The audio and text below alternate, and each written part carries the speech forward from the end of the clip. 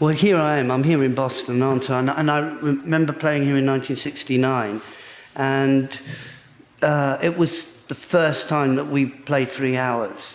And it was in very early days. We only had one album out at this point, the first album.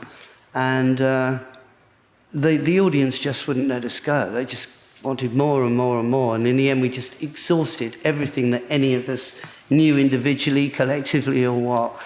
But I think we even did, I saw her standing there at the end in the encores. The encores just went on forever.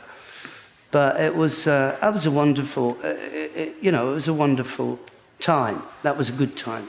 I learnt from records, and I learnt by being really sort of seduced by the music of rock and roll and rockabilly, and then it sort of moved into the blues. It was more as things opened up and the availability of the music. So I was trying to learn from records, and it got to the point where I was headhunted. Well, the discipline of being a studio musician was really quite, sort of strict, really. And if you messed up, you wouldn't be seen again. So I was seen regularly. And it got to the point where I realized that I needed to learn to read music, and so that's what I did. So I understand that part, but I wasn't actually schooled, if you like. I had to sort of teach myself. But the value of being able to read music meant that you could write notation. So it's so important, and quite clearly where we are now. I started playing just really basic chords, strumming basic chords, but it was the instrument itself that really attracted me to so many different forms of music where the guitar was employed.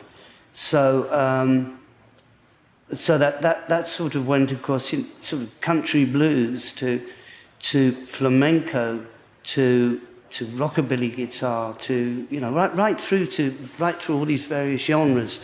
And I guess I just sort of got my own sort of style from that. And I must say that if I was recording, I'd pay a lot of attention to what the guitar sound was. Well, actually, I was doing a lot of writing, so I'd sort of know what electric guitar sound I was going to apply to that.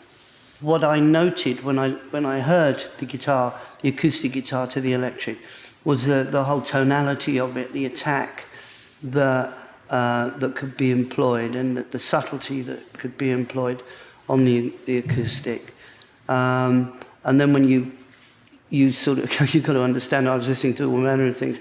Then when you hear something like Elmore James with this rasping bottleneck, it's still an approach to a guitar.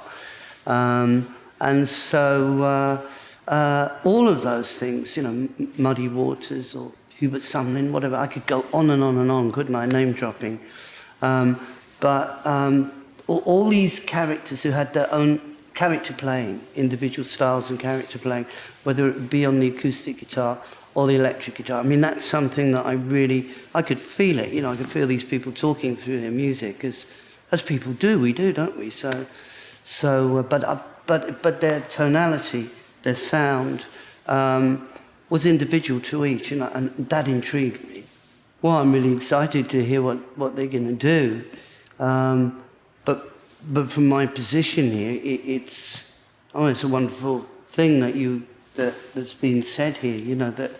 That my legacy of the music has inspired others, and that's exactly how I learnt, by hearing music of people, and it inspired me to want to learn to play. So if I'm passing on the baton, then that's fabulous.